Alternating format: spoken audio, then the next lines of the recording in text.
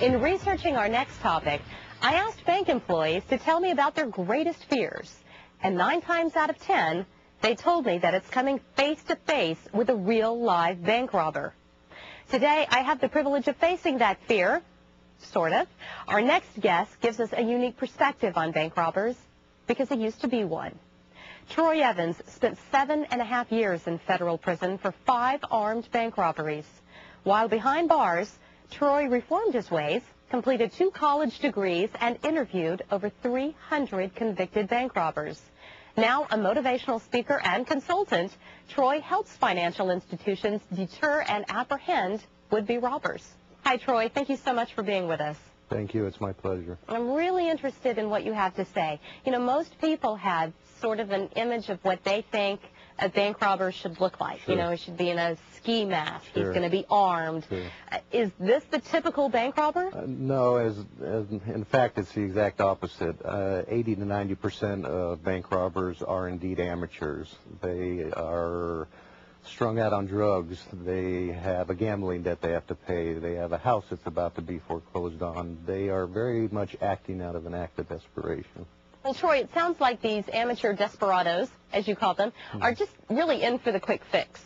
But how much thought does a typical bank robber actually put into choosing his target?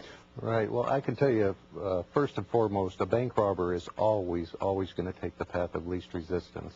And it's been my experience in interviewing and meeting these 300 convicted bank robbers, over 300. There were a couple of real common threads, and one being that every bank is cased to some extent, whether that's the individual who drives by or walks by several times to get a feel for the layout, or maybe where they're going to put their vehicle, their getaway vehicle, whether it's somebody that goes in and acts like they're filling out the deposit slip, only to walk back out like they forgot an ID or something. Whether it's the individual walks up to the teller with a $10 bill, asks for a roll of quarters, again, getting a feel for the layout. Well, Troy, knowing that bank robbers are going to choose the path of least resistance, then what is the bank supposed to do to make itself a less appealing target? It's my belief that employees are the most important prevention tool that the bank has, the frontline people, the people who are there every day. They are the ones that witness the customers as they come and go. They're the ones that recognize legitimate customers that come in regularly. They're also the ones that are going to notice an individual that comes in that they've never seen before, and they need to be aware of these suspicious activities, these people that stand out, maybe write down descriptions, that type of thing. Is there a particular time of day or day of the week when most bank robberies occur? There is. Statistically, over 50% occur on Friday. Usually between 9 and 11 a.m., and there's a couple of reasons I believe this happens. But that being the case, the other common thread that I found in interviewing these over 300 convicted robbers was male presence. The last thing they wanted was an individual who could intervene, may try to intervene, may try to be a hero and break this robbery up. If there was a male presence, whether that was a teller, whether that was somebody standing in line, whether it was a loan officer, they may go into the institution, see that male, and a lot of times that is enough to get them going down the road. Well, despite all these good practices that you've talked about, statistics tell us that banks are going to be robbed. It's just going to happen. Sure. So what kind of advice do you give employees on how to act during an actual bank robbery? Right. Be observant is the first thing. I love the phrase, be aware but don't stare. Take an interest and take a look at that individual who is robbing you. You don't want to agitate. You don't want to stare. You don't necessarily want to look them in the eye, but look for distinguishing marks or features, tattoos, scars, anything that can make that individual stand out. Also, immediately following the robbery, as that individual leaves the institution, the next thing you want to do is lock those doors. You don't want them to come back in because the police have shown up, come back in, create a hostage situation, lock the doors so they can't get back in.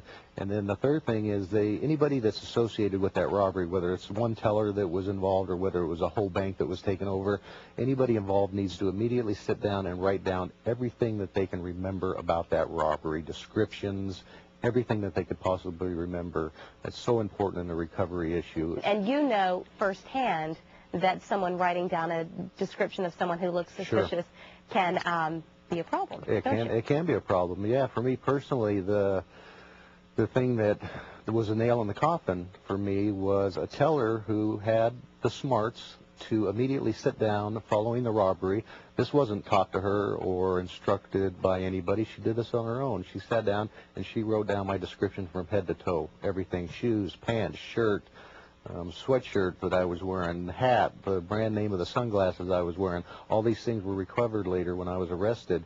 And when she got up on the stand and started reeling these things off, my lawyer looked at me and said, "You can never beat this. She's got you nailed. We got to take the plea agreement." So, somebody who was smart enough to sit down and do that on their own, I'd encourage bankers to implement that within their own institutions. That's so important in the recovery issue.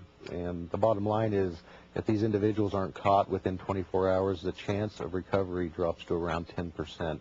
So it's very important that these steps are taken during a robbery and immediately following. Troy, thank you. We appreciate your time and we appreciate your honesty. Thank you. It was my pleasure.